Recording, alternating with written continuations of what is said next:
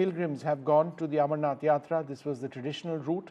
The route is approximately 40 kilometers, the more difficult of the two routes, but it is a very important center indeed.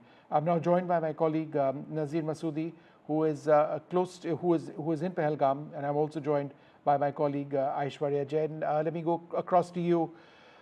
Nazir, we do know that 26 people, our sources telling us, have been killed in this attack. Do we have any word of the number of those injured? Vishnu, I couldn't hear the question. The number of people injured. Nazir, do you have an idea of the number of those injured?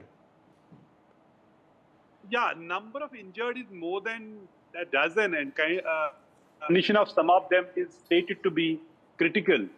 And that is where the state government comes, elected government. And I spoke to Chief Minister a while back, and he said he has asked two ministers, including Health Minister, to personally monitor the treatment being given to the tourists, injured tourists. But the magnitude of this attack is clearly very, very horrible. This is a massacre. In fact, another Pulwama type attack, that time the security force were the target, and this time innocent tourists, at least more than 26, and two of them are believed to be foreigners also. So it is the people from different parts of the country and also foreigners. They were at Baisaran, this meadow, when terrorists in at least 3 to 4, they came in camouflage and they resorted to heavy firing. And since this evening, when I'm here since I think 4:30, I have only seen ambulances coming. The number of ambulances and the helicopter, these sorties could only tell you the magnitude of this tragedy. And clearly, those who targeted these innocent people wanted to send a message that tourists should not come here, because tourism was seen as a symbol of normalcy, prosperity, progress, and development in Kashmir.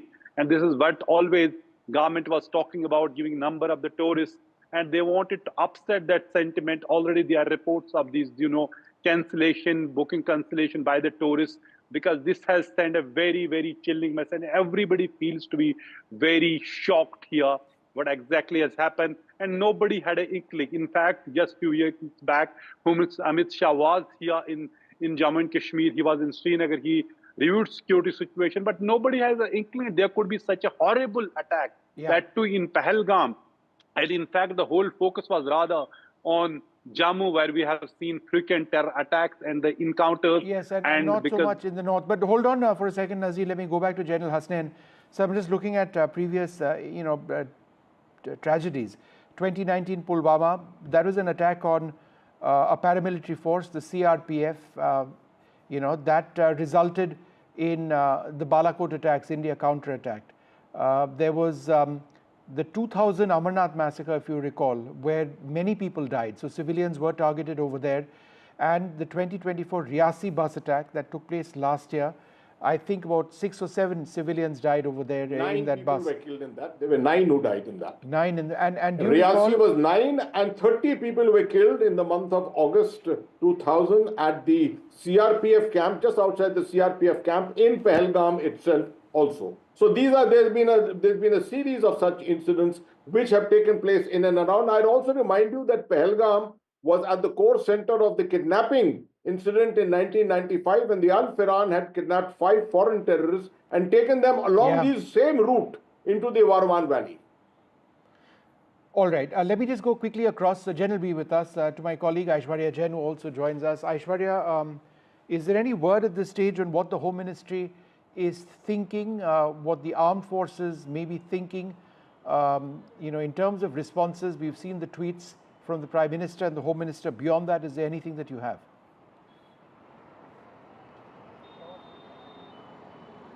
Well, there are a series of meetings that will take place overnight, which is very, very crucial. Extra deployment of security forces in and around the region of Pahalgam, and to provide as soon as possible the assistance as far as medical aid is concerned. The MHA has also stated to us that if required, there would be airlifting of those injured who are very critical at this point of time, and therefore the reason enough medical aid is to be delivered at this spot is some priorities of the administration, as Home Minister has been briefed by the Chief Minister of Jammu and Kashmir, Umar Abdullah, as soon as they have reached the Raj Bhavan over there, and there are now series of meetings that will take place to take control of the situation as soon as possible. Home Minister, if the situation is under control, might be visiting tomorrow the actual spot where the terrorist activity has taken place. All right, I'm also joined by Major General Sanjay Meston, Dr. Tara Kartha with me as well, and General Hasnain remains with us. General Meston, let me come to you first. There was a spurt of terrorism in Jammu, in the greater Jammu area over the last couple of years. By and large, the situation in the valley and adjoining areas was better. With this attack, is there perhaps a message being sent that no part of Jammu and Kashmir is once again safe? Vishnu, good evening. The message is from Pakistan. Very, very clear message that they want to destabilize India. And apparently, the question what you have asked, obviously their targeting is more towards entire Jammu and Kashmir. And they are doing it across, whether it is Lalyali sector, whether it is Kathua sector. Now they have done it in the valley, of course, in Pahalgam. So their strategy is very clear. Vishnu, it's a very, very serious concern for the country. And today, let me be very candid. I think there will be a lot of pressure on the Prime Minister of India and the Home Minister of India, because country will now look for an action. The question is, what action is possible? I do not hesitate to state that we have to firstly, what is the source of this? The source is Pakistan. And this General Munir, I think as a Pakistan Army Chief, the statements he has made were most ridiculous, that two-nation theory and religious issues and, jugular vein Kashmir. That shall not be acceptable. And Tahur Rana's statements also, if you recollect, Indians deserve it. I think now it is high time, Vishnu.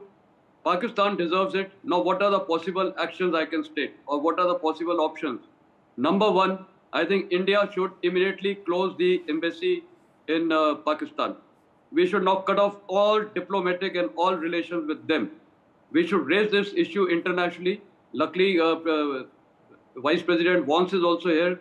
He should be also told, and I think all nations need to be on one frequency. But finally, it is India's battle. Recently also, you are aware, post 26/11, there were a large number of issues that India should have done something. That time the Prime Minister should have done something. I'm quite sure this time the Prime Minister will be under a lot of pressure from the country, not from politicians, from the people of India, especially when these bodies will go back to their respective states. So I think there will be a lot of pressure, and we need to do something. Now, besides the political and diplomatic isolation, military-wise, firstly, we need to reactivate the entire line of control. Many people may not agree. We should have total artillery fire and give full leeway to the Indian Army. Indian Army units are capable, special forces are capable of doing. Let them handle the issue. It should not be, they should go and strike wherever they feel like. Punitive actions are required, because it is the Pakistan Army. They also deserve it. Indians cannot keep deserving it. This has now become a trend, right from Parliament attack to 26/11. So many things have been happening. I, as an Indian and as an ex-soldier, really feel pain. Today is a time, and we need to be little unconventional. Today, General Hasnain would also agree, we have paucity of troops. All these areas cannot be defended. There are large number of Indians in the hinterland. What we had as Wingate units in Second World War. There are so many Indians in the country today who can be used from various agencies, so many activists. Let's send them to Kashmir in all these areas to at least, we train them under the army and deploy them in these such kind of sensitive areas. All right, General Meston, lots of key points. Let me go across to Imran Nabi, spokesperson of the National Conference. Imran, there would be many party workers, your affiliates over there on the ground in Pahalgam. They would have been first responders as well. Can you share any details with us of what they saw, what they heard, how they went to the assistance of people on the ground? I think the first respondents of this horrific incident were the Kashmiris who went there and who tried to console. I mean, it's a tragic day for all of us. I mean, it's a black day for Kashmir, and it is an attempt to defame Kashmiris uh, by such senseless attack. I mean, there is no justification to what has happened today in Pahalgam. Uh, I have no words to express my anger and my grief over this incident, and this should not have happened. Now that we are discussing, I'm sure that Government of India will take appropriate measures to first identify who the perpetrators are, if there are, and some decisive action has to be taken. I mean, this is something that has caused a lot of bloodshed, and it has finished tourism industry here. I mean, I was just going through social media, and there is already a trend going on of boycott Kashmir, which is very unfortunate. So it has caused us, apart from the damage that it has caused by losing so many lives. The industry which was coming back on foot after so many years. I mean, the situation was getting normal. The hotels were packed. There was normalcy on ground, and people from all over the country were coming and enjoying themselves here. And locals were happy because the hotels were booked, and the industry was getting revived. And suddenly this has happened, and we are back to square one. I feel as if we are back to 90s. It's a dark day for Kashmir and for Kashmiris. Yeah. Dr. Tarakarta, your thoughts, and perhaps you can reflect on the immediate diplomatic steps that India can take: shut down the embassy completely, all diplomatic ties need to end, and possibly reactivate the line of control. This is what General Meston was saying. Your thoughts? I think you have no option but to reactivate the line of control. This is a horrendous attack. But Vishnu, I just wanted to say it's very puzzling. 15 years. You never had an attack like this. What has changed? So something is we still have to analyze. There's more stuff coming in. We need to wait. But the fact is that somebody is pushing you into an act of war. This is virtually an act of war. Someone is pushing you. It is an act of war. It's as simple as that. Yeah. Absolutely. So the intention is to push this whole thing further. That is the point. The point is your challenge is, one, definitely activate the line of control. Number two, your challenge is to control the narrative inside the country, so that they don't achieve what they are trying to do in terms of what the great Asim Munir said about Hindu Muslims being different. We don't need to go down that path.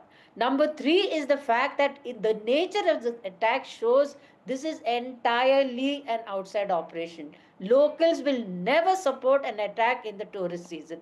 This is the height of tourist season, when they make the maximum amount of money. Amarnath Yatra is coming up. This is a group which has no local roots at all. So which means in turn it's a special operation. This is a special operation.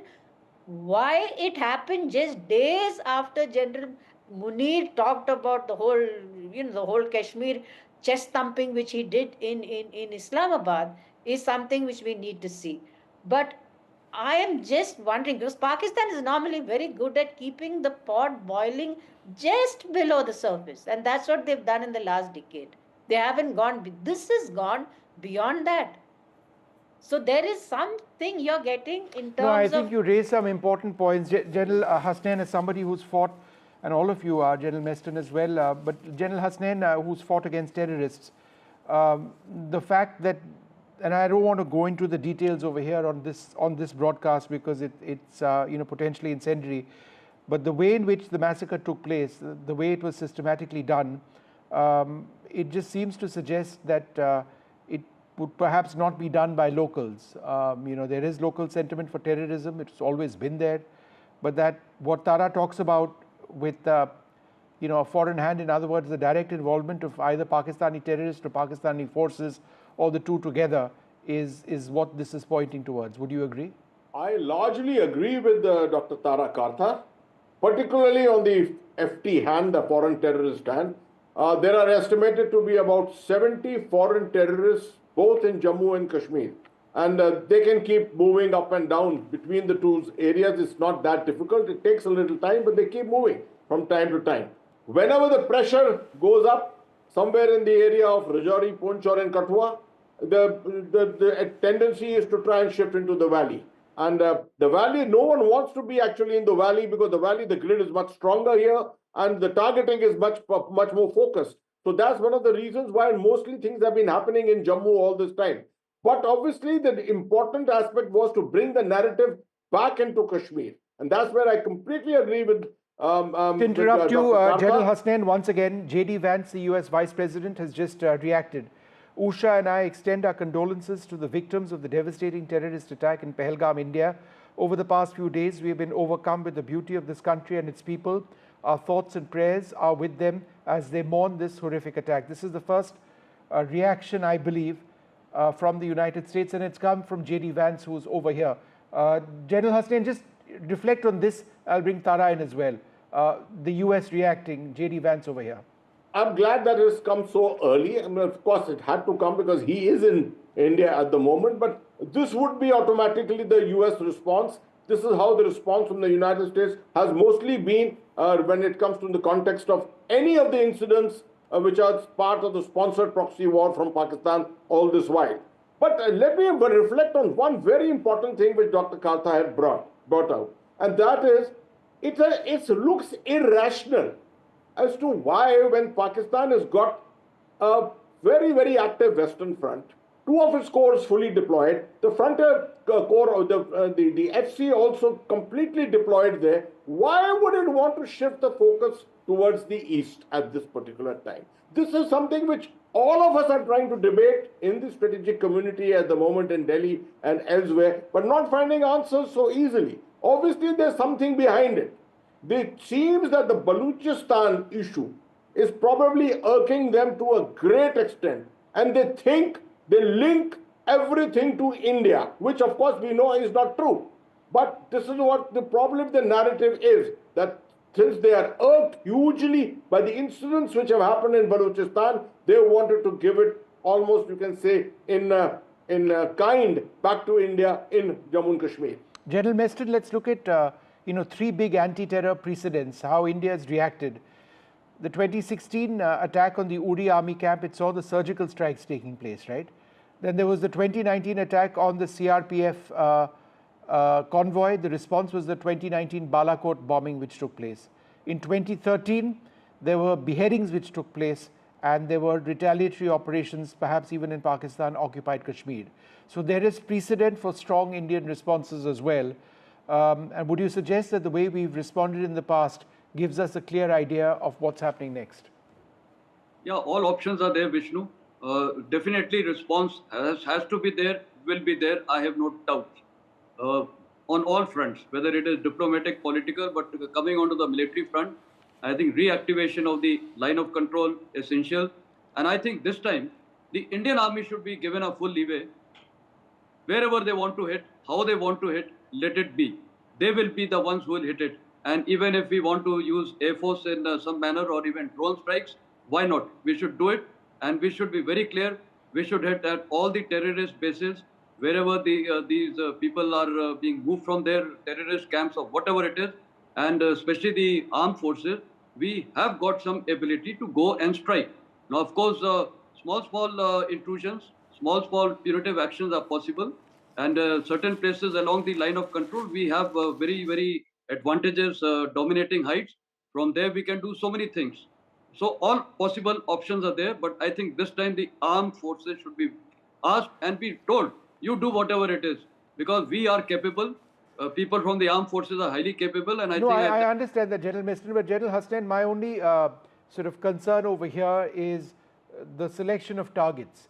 It's not always easy to do that. We may have military options, but when we talk about tactical strikes on launch pads, as we know, there are multiple launch pads that Pakistan uses for terrorists. We may or may not have a viable target immediately available. Standoff strikes on Pakistan-occupied Kashmir bases, that would begin a war. And escalation along the line of control, all of you appear to be suggesting that that's something that we can look at. Or covert intelligence-based operations in Pakistani-occupied Kashmir, if we were to go down that route, then there is visibility which might be missing. And over here you want to be seen to give a visible response. That's the same with deep cover intelligence operations as well. Then of course there's the entire maritime or the naval domain which we don't look at, and perhaps something which we should. In terms of the right choice? What in your mind is the way forward for us? Again, my point, General Hasnain, is that it's not easy to necessarily designate targets which actually send a hard-hitting message. There are so many of them. See, Vishnu, as a military professional, I will not engage in any statements on what India will do militarily. That is up to the Chief of the Army Staff and the Prime Minister, the Defense Minister, as to what they ultimately do. I have the fullest confidence in them. All I can say is this is not a time in which India can afford to sit back and not respond. It will have to respond, and that aspect we leave the detail to all the professionals who are involved and are responsible for it. As to the ceasefire going up in flames, I'm not so sure that I agree with my fellow panelists. It's very easy for us to say this. No, let the ceasefire go up. The ceasefire will automatically go up. You will see. It will happen in a matter of days. You don't have to say it and you don't have to do it. It will happen on its own. All right. Okay, thanks for all of those details. Imran Nabi, let me come across to you first. Next, tomorrow is going to be a new day. Obviously, India will be dealing with the fallout of this attack. We'll get a clearer idea of the number of people who've lost their lives. From a state government perspective, what can you do in helping the agencies deal with this situation?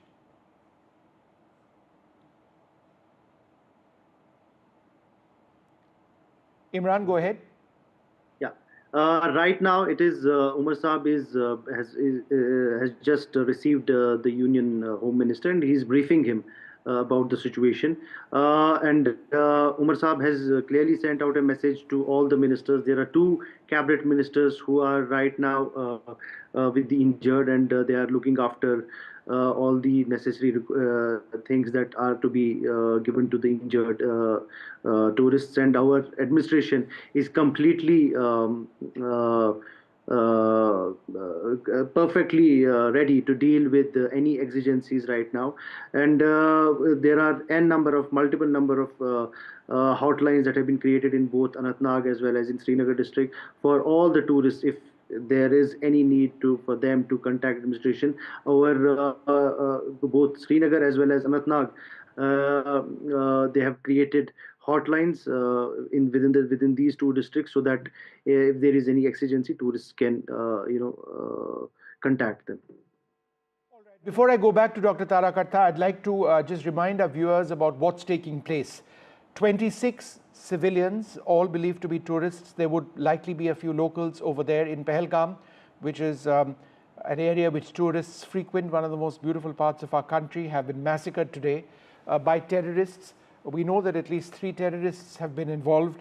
They were believed to be in military camouflage. Tourists were separated, segregated, and then gunned down. A couple of foreigners might also be there among them. The army has been deployed, Rashtriya Rifles units have been deployed, the police already there, and they were deployed in the spot, in the area, broadly speaking. They would have been some of the first responders. The Home Minister Amit Shah is now in Srinagar. He's met the Chief Minister Omar Abdullah and the entire security grid, as it were. It's called a unified command. He would possibly be at the site where the terror attack took place tomorrow. There are several options available to India, from diplomatic to military, but I would suggest that nothing immediate would happen, that this is something which would involve a calculated decision. Which way India goes, we'll have to see. The reason we are talking about this at all is because, as I mentioned, there has been precedent in the past on India taking decisive military action in scenarios which some would suggest would be below what we have seen taking place in Kashmir today. J.D. Vance, the US Vice President, is in India as well. In just the last little while, he has responded, saying that he extends his sympathies to the families of those who've lost their loved ones, and he's hit out at terrorism. So that's something that's taken place in the last little while. Dr. Tara Karta, anything that you'd like to add at this stage? Yeah, I just want to say I would totally support what General Hasnain said. In contrary to what I myself said, any attack across the line, I mean, increasing the line of control, the attack, it works both ways. It's not just a one-way thing that you attack and they'll sit quiet, So that is problematic, and I completely support General Hasnain. The problem is that we, uh, you as a democracy, you have these pushes where you have sometimes have no option but to go and attack, because the whole country will start boiling. So that kind of pressure is going to be there unless Pakistan tomorrow, and I would just act as an advisory to Pakistan says we will bring the perpetrators to justice. If that happens, then there will be a dialing down. But meanwhile, this is, I mean, to me, especially, it's tragic. I can't believe this has happened again in Kashmir. It's a terrible thing. General Meston, there is often that knee-jerk reaction which always happens. I've seen it for decades, where we immediately say it is an intelligence failure which has resulted in this massacre. And that's stating the obvious. If we knew it was going to take place, then somebody would have prevented it. But we have a different system in place now. It's highly technology sensitive and imbibed. It involves foreign partners as well. It involves electronic warning systems. It involves very advanced communication systems, the ability to intercept, a much better technology along the line of control, et cetera, et cetera. So in terms of trying to figure out what went wrong, where would one start? Vishnu, what has happened is, apparently these people have sneaked in from some parts of the line of control, or maybe even along from the IP, or even maybe from Nepal. It's a very porous border.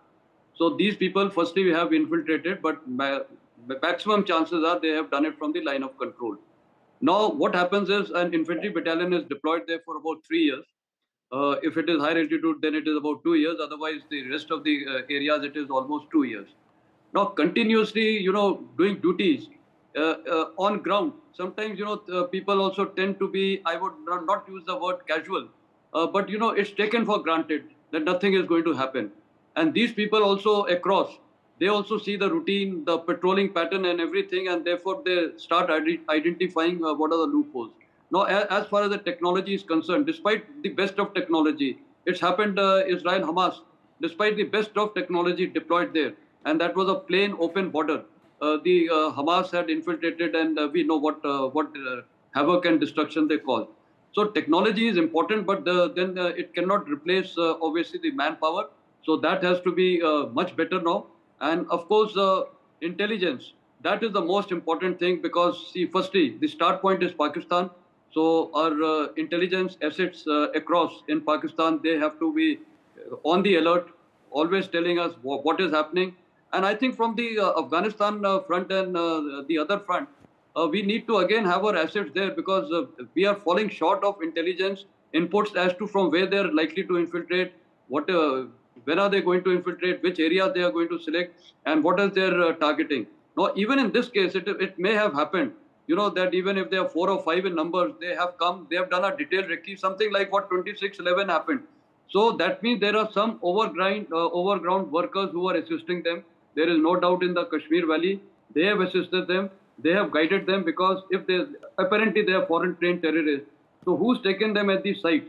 And even the area where they have killed, that meadow area, definitely these terrorists would have been taken. They would have gone. And I think one of the best assets to give inputs now would be these porters and pony operators who would be going in the last 2 or 3 months so many times. They have to be asked, have they seen any change in pattern, some unusual movement? Sure. Because the local tourists would hardly go there.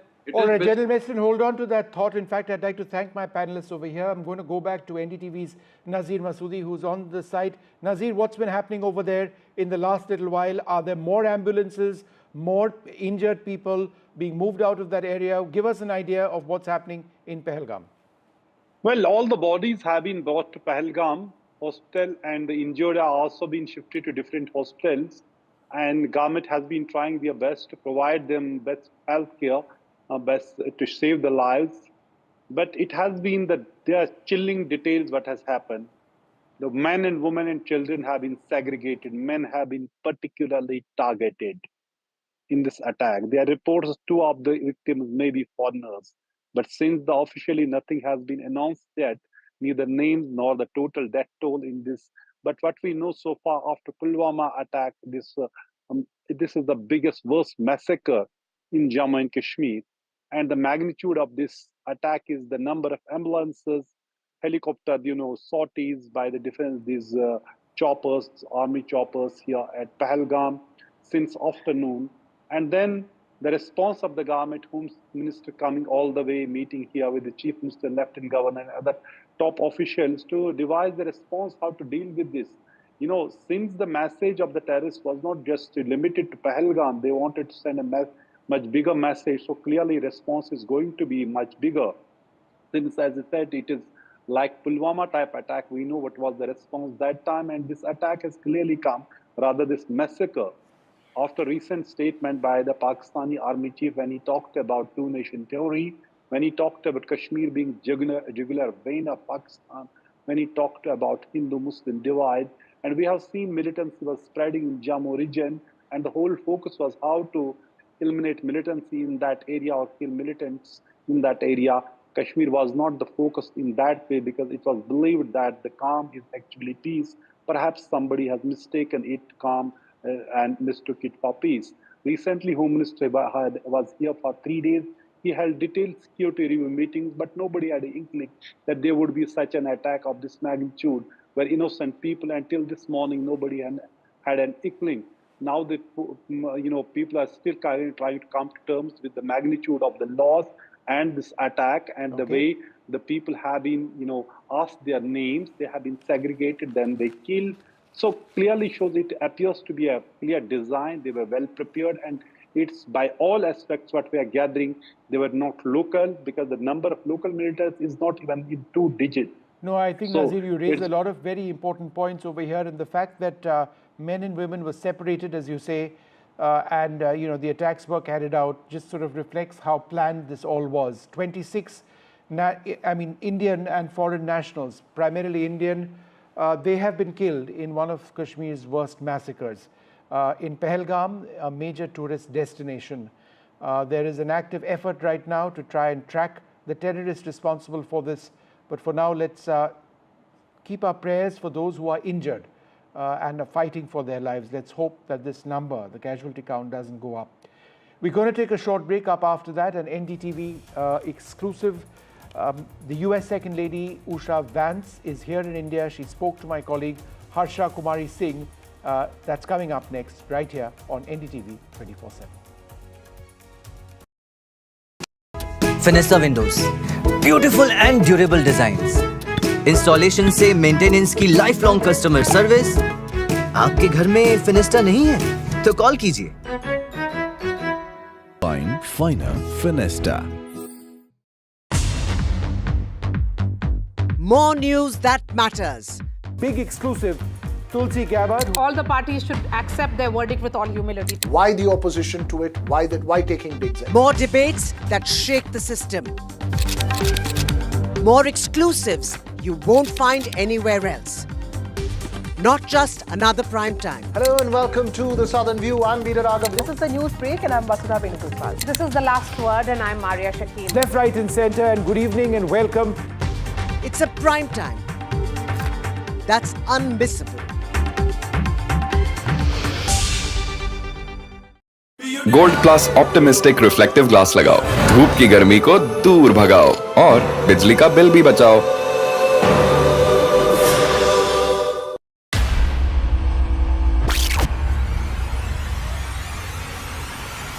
The last 1 month, if you see, the share prices of Genzol Engineering has fallen more than 58%. Why are the rating firms calling the debt payments as default? We have 2 credible credit rating agencies on March 4th coming and downgrading the stock to D.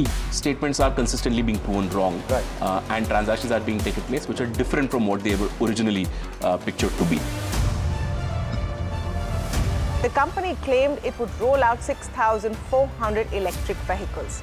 But what it has rolled out is a shocking scam. Funds meant for the project were funneled allegedly back to the promoters, the Jaggi brothers. What did the money buy? Not EVs, of course, but a lavish flat in Gurgaon's luxurious.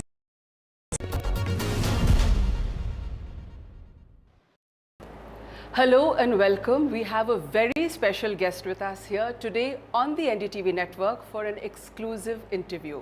It's the Second Lady of the United States, Miss Usha Vance. Miss Vance, NDTV की दर्शकों की तरफ से आपको नमस्कार. Namaskar. So this trip to what was it that you were looking forward to the most? Oh, it's hard to say. My children have never been to India, which is a terrible oversight, but also just the circumstances of my husband's campaigns and everything. So just allowing them to see all the things that they've heard about, they love Indian food, so having the opportunity to eat only Indian food while we're here was something we were thrilled about. And then of course seeing sites like the Taj Mahal and meeting the Prime Minister, those were very special as well. What did the children like the most about the Amer Fort today? You said they've got this thing about swords and fighting. So I think, so did they sort of feel they were in a fairy tale castle? What did they like the most about the Amer Fort? So as you know, it's a spectacular fort set high up on the hills, and you really feel its defensive capabilities and why it was built where it was. And they're very interested in pretend battles. So they were up there kind of imagining themselves defending against an army. They read about Indian history, so I think they had a good sense of the types of rulers and militaries that would have been present there. So they were just enacting the entire thing in their imaginations. But what about the youngest one? I mean, she's just all of 3. I mean, she's really tiny. Yeah. Well, she's the youngest of 3, so she thinks that she is a 7-year-old boy, and she plays just like the other 2. So she's part of the game. But what did you and the Vice President like, especially at the Amer Fort? Well, I mean, obviously the architecture is spectacular, and we really enjoyed seeing the mix of cultures that were brought in when they were building it in the first instance. So you see the Persian influence, and of course you see elements of Hinduism with the lotus references, and it was just a really interesting representation of the position that the Mughal Empire had at the time and the way that they were sort of projecting themselves. So it was a fascinating study in history. There's a lot of curiosity about what's going on in your kitchen. Everyone is most interested because the Vice President himself has said that he was a meat and potatoes man until he met you, and then your mother taught him how to cook. So now everyone wants to know, what is it that he cooks for you? Well, he's very experimental. He'll try anything. So he's done everything from chana masala to has been making a specialty of desserts recently. So our children especially enjoy that. And he's tried various lamb dishes. He sort of, whatever strikes his fancy, he goes, finds the right recipe and prepares it. So in your home, what does a traditional Indian meal look like? Well, my family is from Andhra Pradesh. And they have the most amazing cuisine. Yes, I think so, although we've been enjoying the food of other areas as well while we're here. So my mother and grandmother are both excellent cooks, and my father too actually makes very good dosa, pasaratu, things like that. So I mean, I think it looks exactly like what you might imagine. Sometimes it's very simple and it's sambar and rice and some sort of kura. Sometimes it's a little more complicated, and my mom pulls out all the stops and makes pulao or something, or a few dishes. But it's a vegetarian household, so that usually defines it. And the Andhra cuisine is famous for its chutneys. Do you manage to get all the ingredients together there? I am not a preparer of chutneys, but my grandmother makes wonderful chutneys, and I think she manages to figure it all out. She gets the ingredients at the Indian stores near us. Well, that's wonderful. There was something else that I was reading about you, and the fact that at your wedding, you had a traditional Indian ceremony, and you also had a traditional American ceremony. And it's a beautiful metaphor for the way people across the globe are coming together culturally. And was that very important to you? Well, it was very important. We got married in Kentucky, which is the state where my husband's family was from, but we had so many people fly from all over the world, including India. And so both our guest list and the ceremonies were sort of a representation of our very different backgrounds coming together. And my parents, of course, were married in a traditional Hindu ceremony. And so when I imagined weddings and what that might look like, I imagined the pictures that I'd seen of them or of my grandparents getting married. So it was quite important to me to have both elements.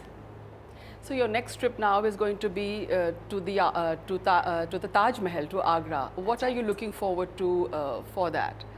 Well, I mean, of course, it's one of the wonders of the world, and I haven't been there now in, I think, 2 decades, maybe a little bit longer.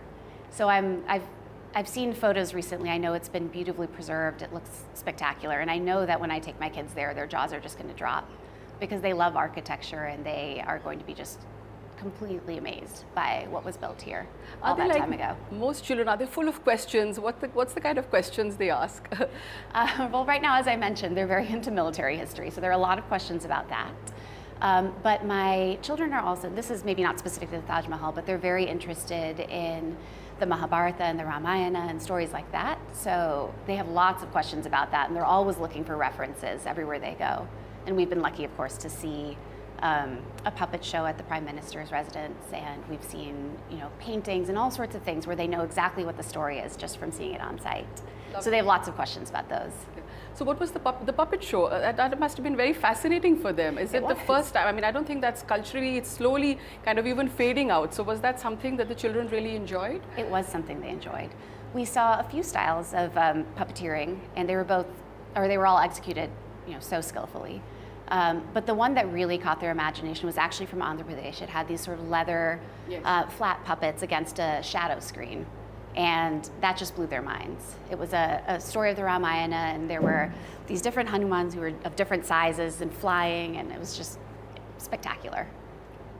When you were looking forward to coming to India, a lot of people said, and interpreted it as a sort of the children coming back to their cultural roots. In that sense, is this, because it's a part leisure trip and it's part of course there's an official aspect to it also. But was that important to you? Oh, I mean, certainly. We knew that there would be an opportunity, and an important opportunity for JD to come in his capacity as vice president for diplomatic purposes, But we always knew that when that opportunity arose, we would all come with him because, like I mentioned, we haven't had a chance to bring our children here, and it's been something they've been dying to do, that we have been dying to do with them. And so we took the first opportunity we could get. I think they were a big hit. Everyone was talking about their lovely outfits when they got off. Everyone was most intrigued and most there was a lot of adulation online for their lovely kurtas and the dresses that they were wearing, which was very carefully and I think well thought out. And did you do the shopping for them? I did, yes. I found this website that sources outfits from India, and I really just enjoy their selection. So I picked a few favorites before this trip, and they'll probably wear some tomorrow because they really enjoy wearing them. But for you and the Vice President, what has been special about this trip? Well, this is also JD's first trip here, and there have been a few things that are special. I mean, first, he's heard many stories from my parents or from me about our heritage, about their upbringing, and to sort of see in real life what it's like, I think has been just really very special for him. And then beyond that, this is, of course, it's a very important country. It's a country that is young and growing and vibrant, and I think he has been very impressed by many things that he has read about India and its culture and its trajectory, and to get to see it in real life and feel just how alive it is, I think has been really exciting. Yes, absolutely, because I mean, even your journey, to the United States and, your parents, you come from such an intellectual family, and you're really, in that sense, a lot of people aspire to that in India. To study there and to contribute to American society in that sense. Would you feel somewhere that you do embody that aspiration of the Indian? I think so. I mean, I think that my parents brought with them many traditions of scholarship, of a respect for knowledge, of sort of the primacy of books and learning in life. And that translated to the way that they built their household, and that in turn has translated to the way that we've built ours. I mean, when I say my children are interested in things like the Mahabharata and the Ramayana and all these stories, it's because they're surrounded by books, and that is an inheritance from my parents and in turn from our family in India. So what else is planned ahead? Just some quiet family time, apart from going to the Taj, of course, you have an evening today and some time tomorrow. So what are the plans? Well, my husband has a speech to give today, so we'll go do that next. And apart from that, we have any number of activities planned. I think my children are about to take a lesson in making pottery, which they're very excited about. They're very enthusiastic Even the artists. Little ones? Yeah, yes, of course. So she's part of everything, I think. Part of everything. She is always involved in everything. And let's see, they're very, very interested in peacocks. Currently, their favorite bird may be tied with certain eagles. And so we're hoping to go find some to look at as well today. I think that'll be a big hit. And you know, there were these two elephants who were out there at the Amer fort, all gaily dressed and wanting to say hello. So were there any special takeaway movements? Because they gave a salute as soon as you were walking out. The Chanda and Pushpa were their names. Oh, is that right? And yes, and they've been practicing for some time to give the royal salute. The salute, we were very impressed by the salute. I actually didn't know that they'd been training for this, but I thought it was incredible that they were able to do it on command in that way. They're obviously very intelligent creatures. I would say I and our children really appreciated that. We also thought that the dancing was very beautiful, and that caught, as you might have noticed, that caught their attention for a lot of the time. I think my children really enjoy dancing themselves without that level of skill. So they were, it's just for fun. You know, they're very small, but they're always looking for dance performances to watch when they can. Yes, all children, I think, they just love to just do a little, you know, and especially in Indian numbers, they love to dance. But all in all, just to wind up, because this is our last question, all in all, if I were to ask you to explain this in a nutshell, this whole trip for you personally, how would you explain it for yourself, your family, and for the children, and for the Vice President also?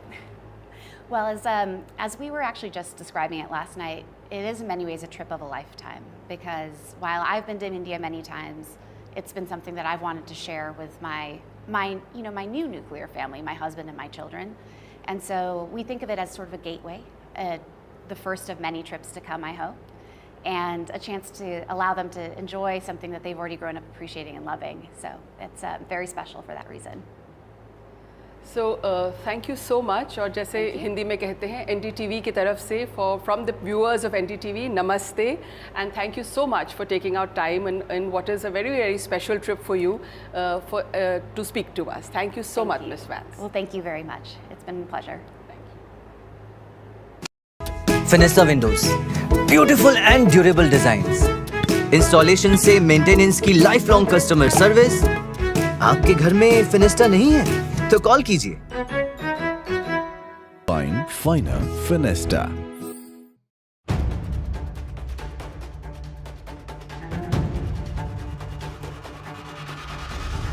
If it matters to you, if it matters to you, if it matters to you,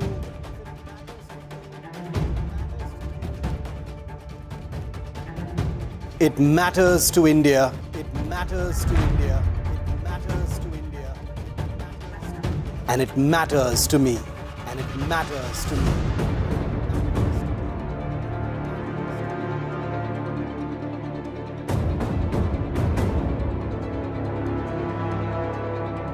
India Matters with Shivaru, only on NDTV 24/7.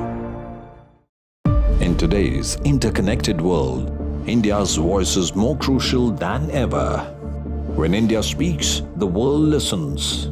At NDTV World, we are that voice, bringing you intelligent and insightful news from India and beyond. From geopolitics and diplomacy to economic shifts, migrations, tech disruptions, and the stories of our diaspora. We cover the news that shapes our global future. NDTV World, your new home for global news is here. How often have you turned away from debates that descend into endless fights? We bring you a show where every question is answered, where every debate finds its resolution, where every story finds its conclusion, where opinions collide but facts prevail, where stories unfold with insights and trust. When the noise ends, the last word begins.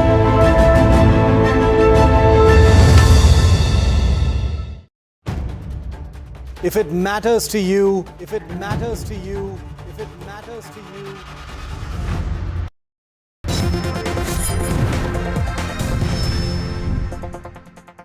Government's stance on Kashmir is absolutely clear.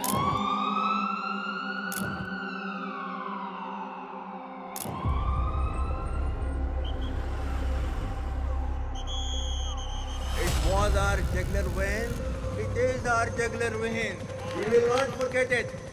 And we will not leave our Kashmiri brethren in their heroic struggle, what they are waging against the Indian occupation.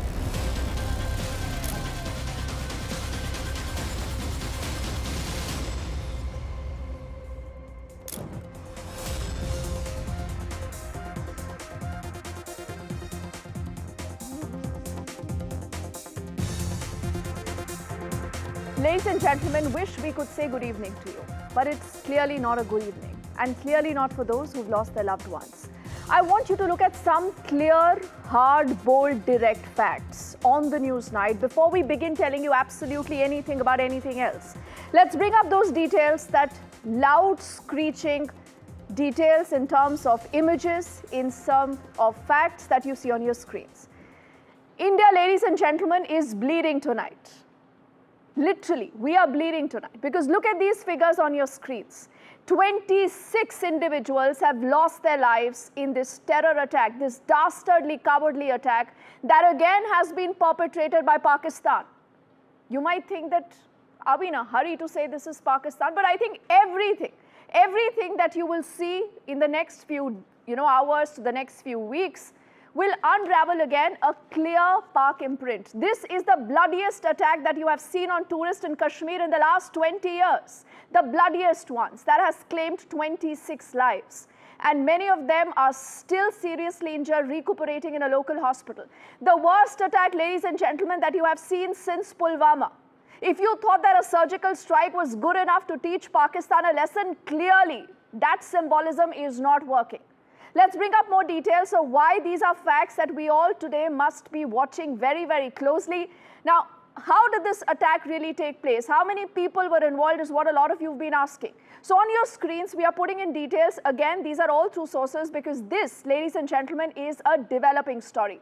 About 4 to 5 Pakistani terrorists have been involved is what agencies tell us. They were dressed in army fatigues. They were essentially on foot.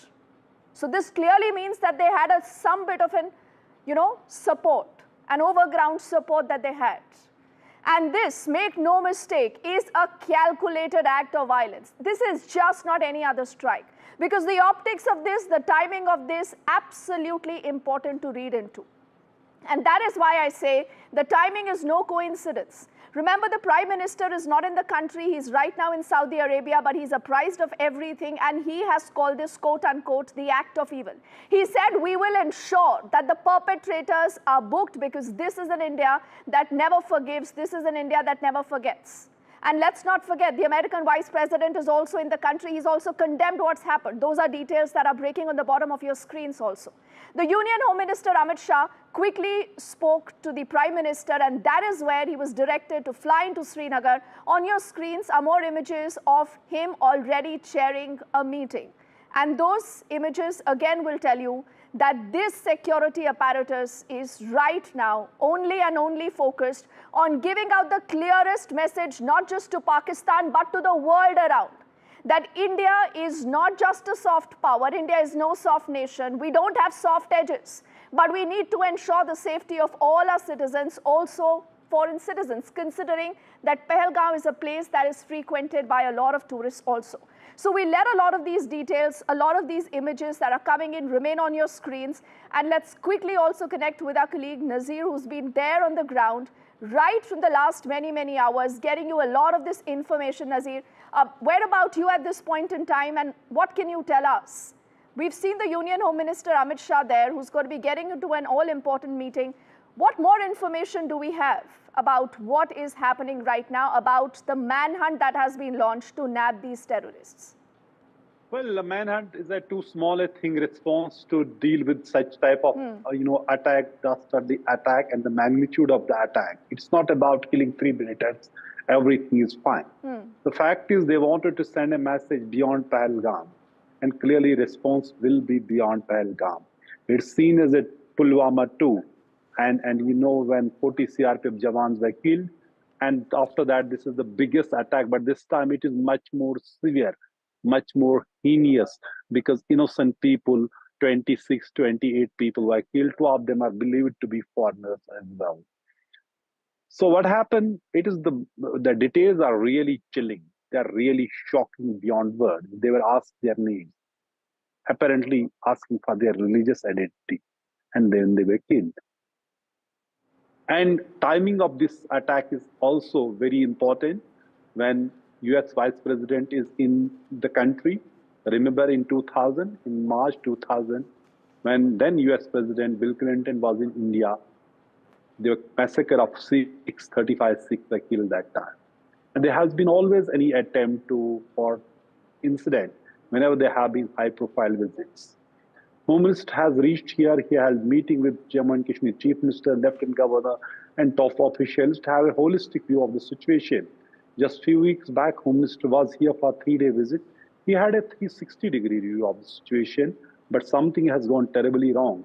Nobody had an inkling till this morning that this type of attack of this magnitude would be carried out, that too in Pahalgam, which was seen completely free from militancy, which was, while the security presence is very heavy in this area, because the fact that it's not just a tourist destination, a very important popular tourist destination, it's also a base camp for the Amarnath Yatra, and Yatra is just 2 months away. So before that, this type of attack is clearly a chilling reminder how situation has taken. It has completely shattered that deceptive calm in the valley, and what was seen that valley is normal and theatre of militancy has shifted to Jammu. That may have been a deception.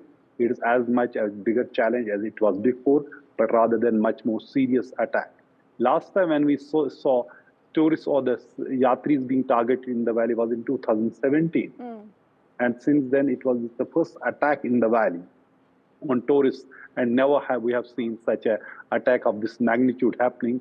This is clearly crippling, not only killing these innocent people, but also crippling the tourism sector in the valley.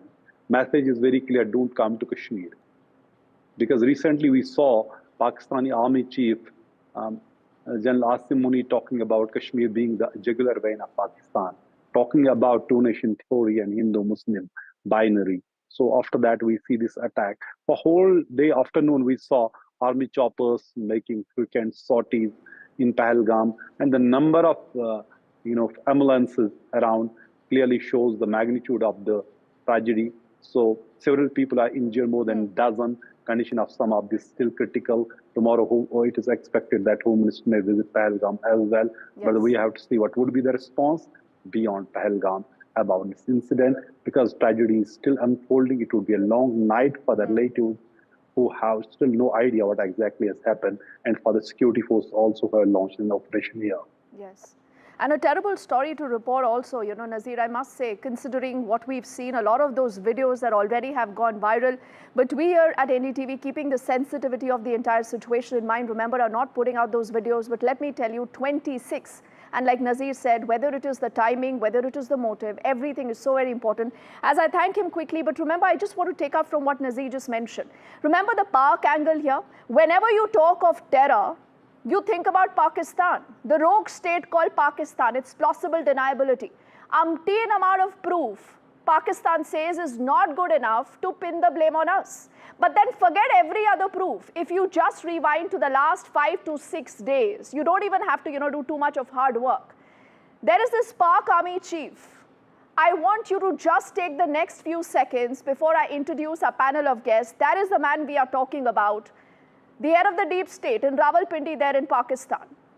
He is not just putting out that inflammatory comment, but many analysts that we've spoken to here through the day and many in the security apparatus believe that if you just watch and hear word by word what he has said, you possibly can find the clearest Pak angle and the Pak provocation behind what's happened in Pahalgam tonight. Listen in to what he said.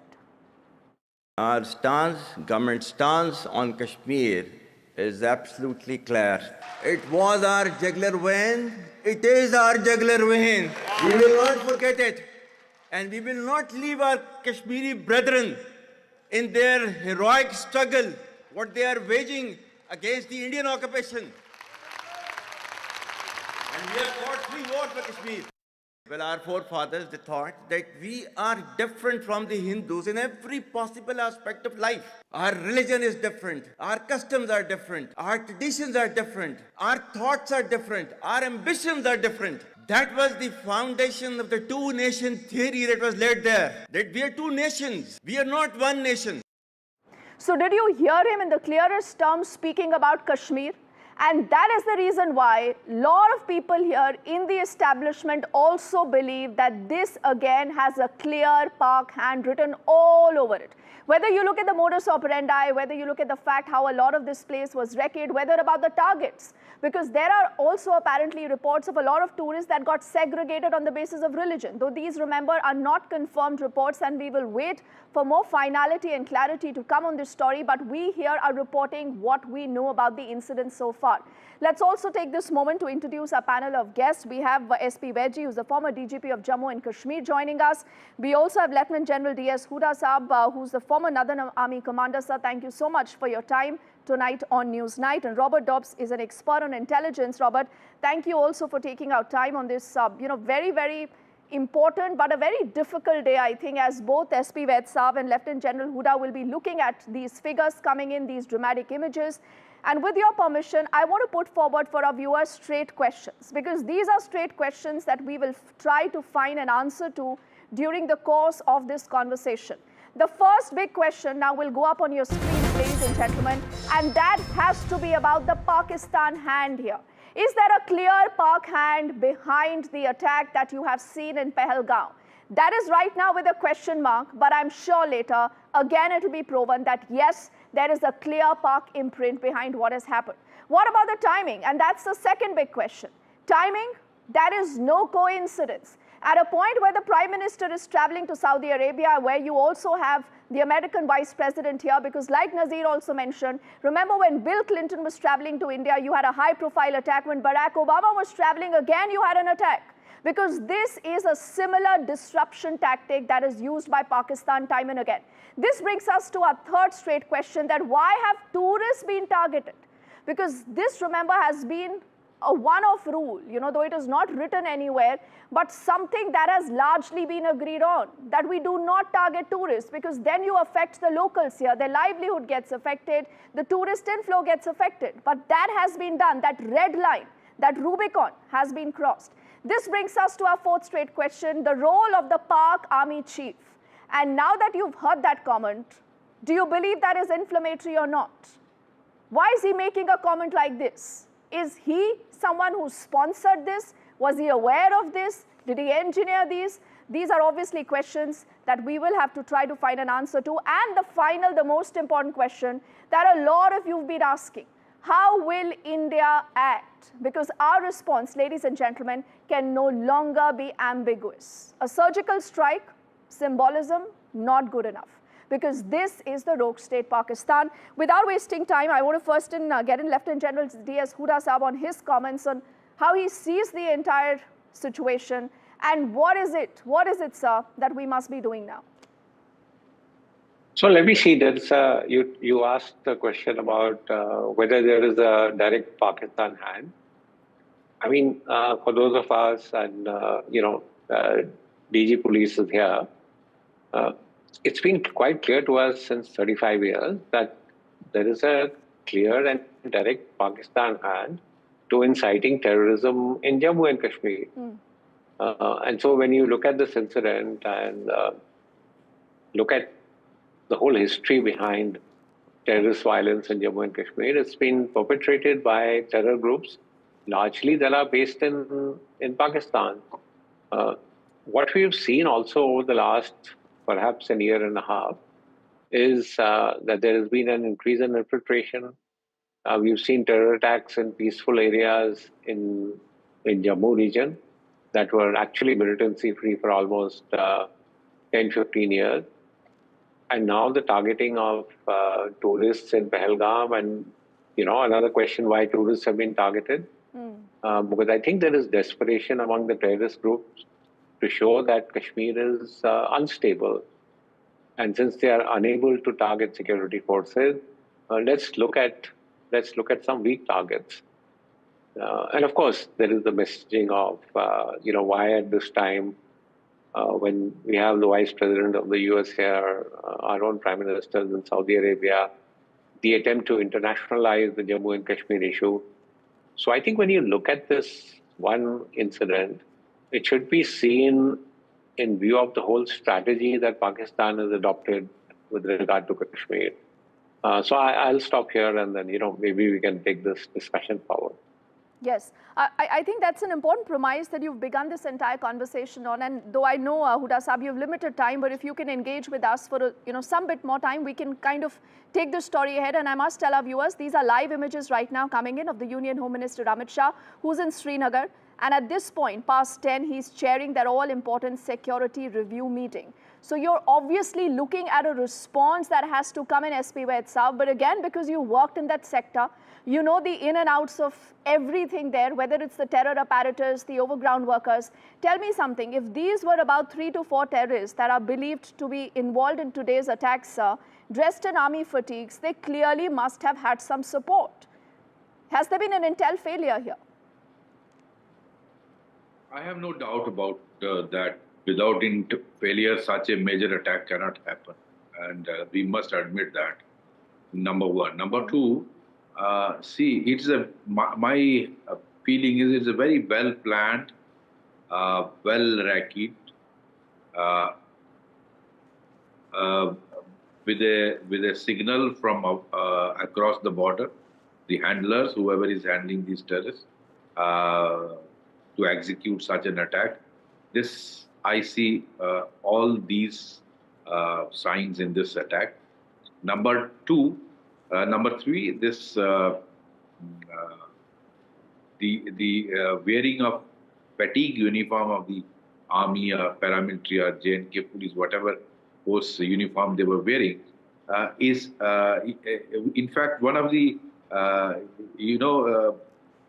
we saw this happening even in Srinagar Kathua case, where we lost 4 J&K policemen and a deputy SP was injured, where there was a hand-to-hand,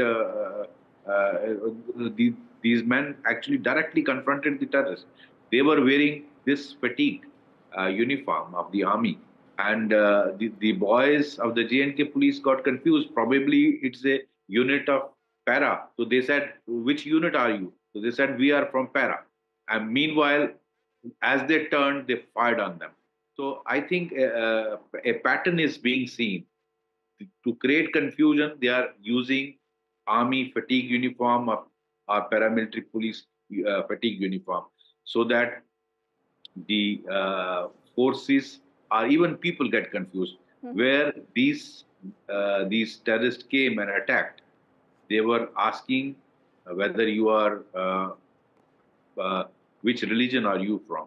So the motive of attacking tourists was to convey it was an attack of ethnic cleansing. It has a direct link with what Asim Munir, the army chief of Pakistan, was talking 2 days back. There is a linkage of his speech and this terror attack happening after 2 days. Another point I would like to mention here is earlier there used to be major chunk of local terrorists. They knew the local sensitivities. They knew that if we attack tourists, it will ultimately bounce back on them, because it will annoy the local population who all depend on the tourism, and they will go against these terrorists. Now, the major component, more than 90% component of the terrorists operating in Kashmir Valley and Jammu are foreign terrorists, those Pakistanis who have managed to enter inside.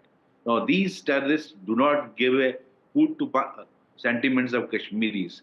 They are no well-wishers of Kashmiris, whether these terrorists or their handlers in Pakistan.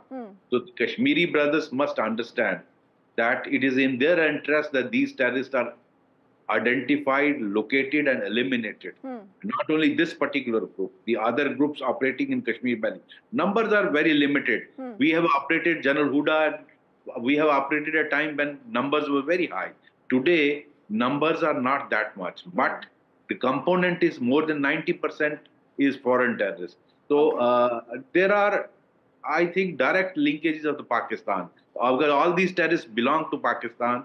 They are trained and armed by Pakistan. Their launching pads are there. Yes. And they are being pushed deliberately. In fact, initially they escalated violence in Jammu region, as General Huda was saying. Jammu region was largely free of terrorism for last 15 years. But last two and a half years, we are seeing escalation. Initially in Rajouri Poonch, then Riyasi and Kathua and Doda and other districts. But that actually was giving a feeling that only Jammu is being targeted. There was a sort of lull or a peace in Kashmir. But now this attack actually has punctured that. Now they wanted to puncture that narrative. It's a huge price, you know, that we are paying. 26 lives at the end of it. Robert, just with your permission, I want to get a quick word from Lieutenant General D.S. Huda Saab before he leaves the show. Robert, then I'm going to come to you. Huda Saab, what is it that India should do right now? Because diplomatic responses, diplomatic terse words might not help. I mean, do you think an all-out military solution is the only way forward? So I won't say all-out military solution, but as you mentioned, you know, diplomatic relations between the two countries are almost not like that. We are not talking to each other. There is very little pressure that you know we can apply in terms of economic linkages. We've tried to do diplomatic pressure, FATF. Unfortunately, that's also had very, very limited results. So what options are you therefore left with? And so you're only left with, you know, the use of military force in some ways. Whether it's a calibrated response, whether it is kinetic, non-kinetic. But I think at the end of the day, the government will have to depend on the use of military force to attempt to, if not deter Pakistan, to tell them that there is going to be a punishing cost to what you do.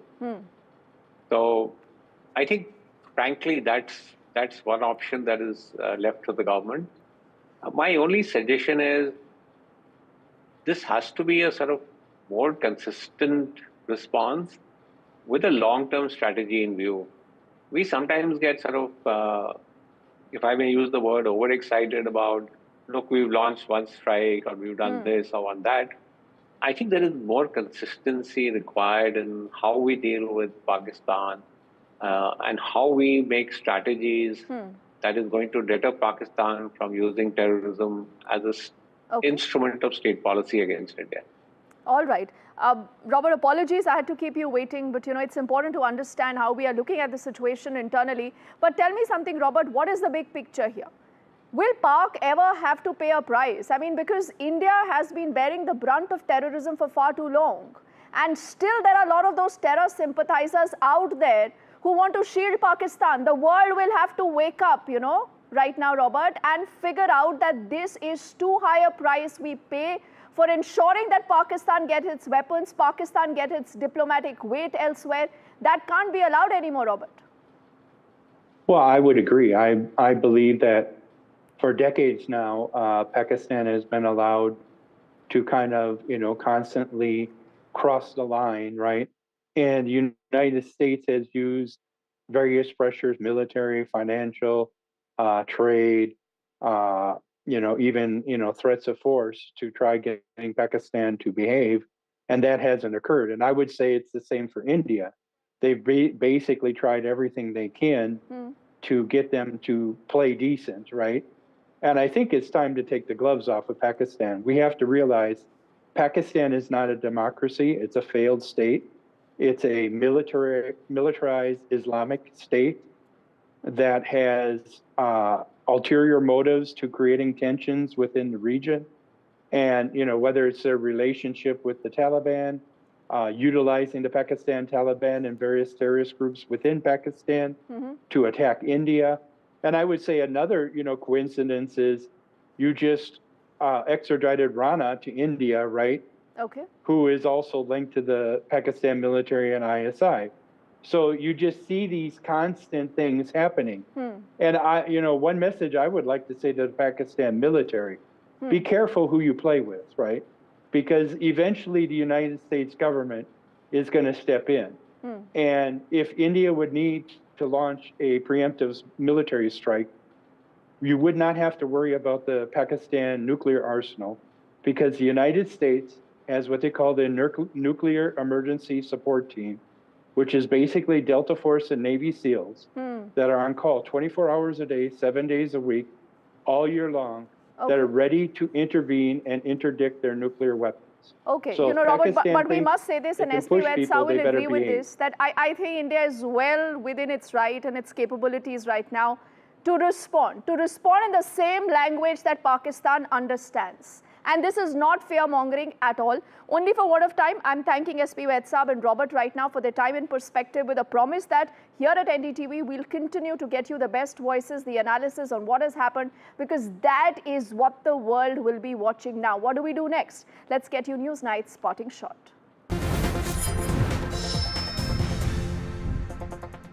So, ladies and gentlemen, tonight is really going to be that long, long night, not just for the security apparatus, not just for the Home Minister Amit Shah, who's chairing a review meeting as we speak, but also for a lot of those families today who've lost their loved ones. But what is the message? Right from the Home Minister to the Prime Minister, they've reiterated this, that you will have to pay a price. And India is neither forgiving, India is not forgetting what has happened. Because these are all wounds, and India will ensure that we exact a price. But the point is when and how. And that's exactly where you need to figure out unconventional consequences for Pakistan. Like you just heard from the gentleman on the show, that it's enough. Enough is also enough for Pakistan right now. That is the state we are on. So this brings us to our next important takeaway as far as the story is concerned, that India no longer can be ambiguous. You cannot be ambiguous. You have to be very clear, very direct in your approach. Because at the end of it, 26 lives have perished tonight. Tonight is a long night. India is bleeding. We want to know what will be New Delhi's response. Thank you for watching. Good night.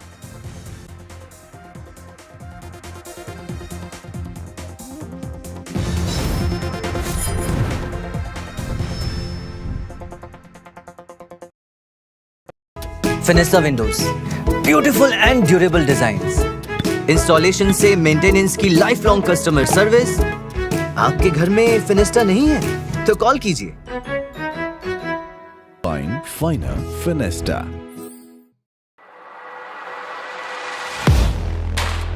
Do you really know the company you invest in? What is the real picture behind presentations and claims? Is the outlook as rosy as the company claims?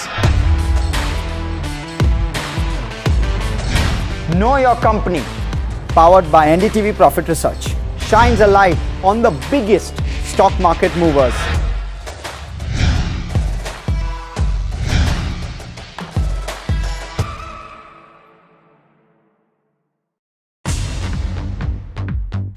More news that matters. Big exclusive. Tulsi Gabbard. All the parties should accept their verdict with all humility. Why the opposition to it? Why taking big steps? More debates that shake the system. More exclusives you won't find anywhere else. Not just another prime time. Hello and welcome to The Southern View. I'm Veera Raghav. This is the news break and I'm Vasudha Venugopal. This is The Last Word and I'm Maria Shakil. Left, right and center, and good evening and welcome. It's a prime time that's unmissable.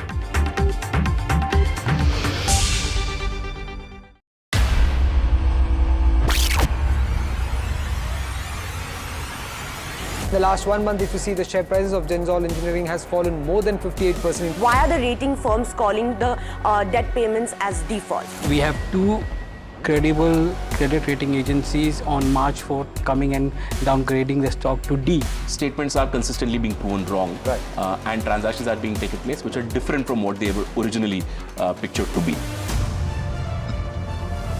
The company claimed it would roll out 6,400 electric vehicles. But what it has rolled out is a shocking scam. Funds meant for the project were funneled allegedly back to the promoters, the Junkie brothers. What did the money buy? Not EVs, of course, but a lavish flat in Gurgaon's luxurious DLF Carmelias.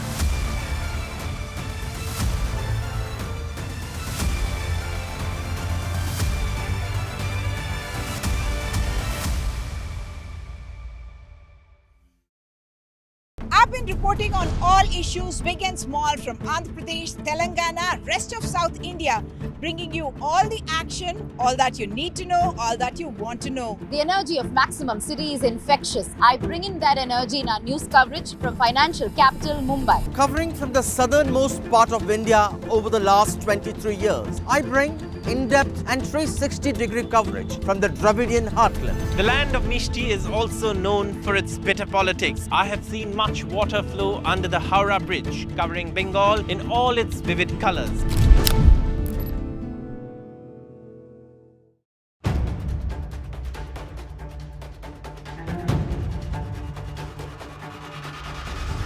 If it matters to you, if it matters to you, if it matters to you,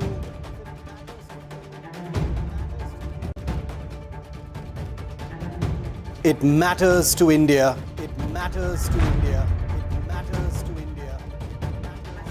And it matters to me. And it matters to me.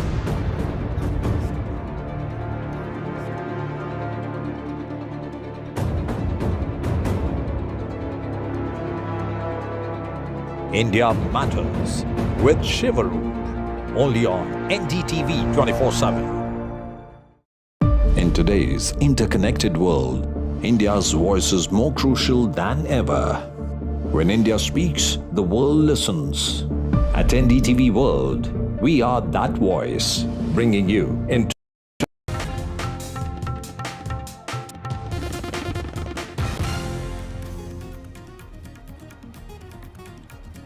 26 people are feared dead in a terror attack in Pahalgam in Jammu and Kashmir. Amit Shah is in Srinagar to review the security situation. PM Modi says those behind this heinous act will be brought to justice. They'll not be spared.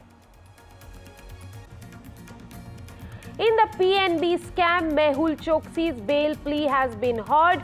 Belgium court has rejected the order.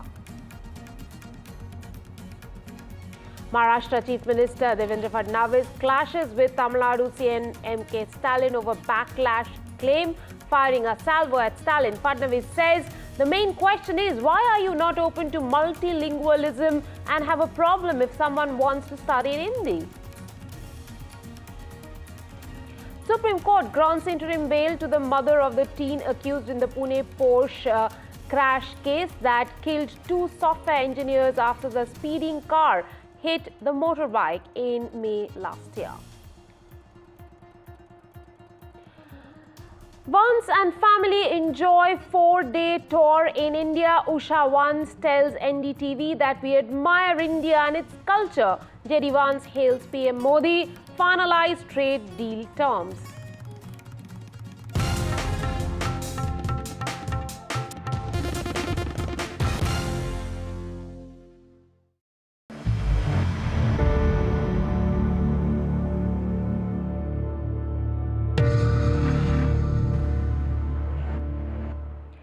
The US Vice President is still in India, and meanwhile, at least 26 people have been killed after terrorists struck a prime tourist location of Pahalgam in South Kashmir this evening. Condemning the terror attack on tourists in Jammu and Kashmir's Pahalgam, Prime Minister Narendra Modi said that those behind the heinous act will be brought to justice. Mr. Modi had a telephonic conversation with Union Home Minister Amit Shah following the terrorist attack and directed him to take all necessary measures in response to the incident. Mr. Shah has left for Srinagar to hold an urgent security review meeting with all the agencies. In fact, he is locked in a meeting with the security agencies. Jammu and Kashmir Chief Minister Omar Abdullah said that the death toll is still being ascertained and will be announced officially later. He also said that this attack is much larger than anything we have seen directed at civilians in recent years. The US President, in fact, JD Vance, has also extended his condolences to the victims of the terror attack. He said that he and his family stand with India at this hour.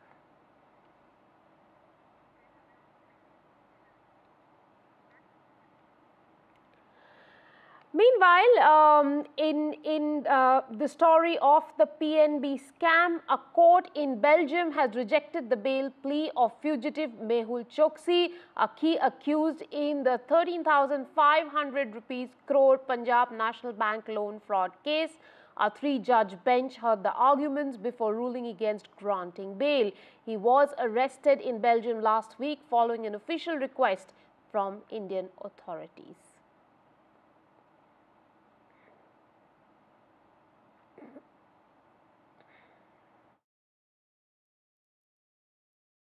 There are several procedures now going on, and the first one is that they have to decide whether the warrant issued by India is legal or not. The first judge said it was legal, but the lawyer of Mr. Choksi went into appeal, and in 2 weeks this appeal judge will decide if the warrant is legal or not. Only after that they will start talking about the extradition of Mr. Choksi. At the same time now, his lawyer tries to get him liberated from prison. He's still in prison in Antwerp, but another judge today decided that he would not, that he has to stay in prison because there's a danger that he would flee the country, and Mr. Choksi is sick, and the judge says that there is no reason to believe that in prison he would get the right care for his sickness. So in 2 weeks, when there is decided if the warrant is legal, they will start talking about the extradition. Another judge will invite all the parties to discuss, to plea about their point of views concerning this extradition. Then this judge will formulate a secret advice that will go to the Minister of Justice, Annelies Verlinde, and she, based on that advice, will decide whether Mr. Choksi will be extradited or not. But at any step of the way, his legal counselors can appeal to decisions. So it will take, we think, probably several months before there is clarity about this extradition. Back home, Maharashtra Chief Minister Devendra Fadnavis earlier today sharply retorted to Tamil Nadu Chief Minister M.K. Stalin's social media post in which Stalin claimed that Fadnavis was facing massive backlash for imposing Hindi as the third language in the state. Fadnavis wrote on his social media platform to his Tamil Nadu counterpart before seeking clarifications from the Prime Minister, the Tamil Nadu CM needs a deep understanding of the national education policy. In fact, the Tamil Nadu CM M.K. Stalin had earlier commenting on the ongoing language row in Maharashtra had said that facing massive backlash from imposing Hindi as third language in Maharashtra, CM Fadnavis now claims that only Marathi is compulsory in the state. Well, my colleague Sam Daniel joins me for more on this story. Sam, it seems that, there are punches and counter punches being thrown by both the chief ministers. What is the score really now?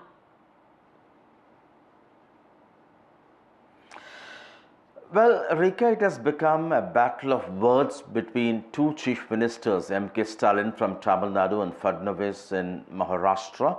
It began with M.K. Stalin writing to the Prime Minister asking for clarification if Fadnavis's announcement that there will be Marathi taught or learnt compulsorily in Maharashtra, and suggested that there will be no third language compulsory, asking whether that kind of a directive will be given by the centre to all states. And without responding to that specific question, whether Maharashtra is doing away with that third language that's mandated by the new education or national education policy, Fadnavis has now asked M.K. Stalin to read about the national education policy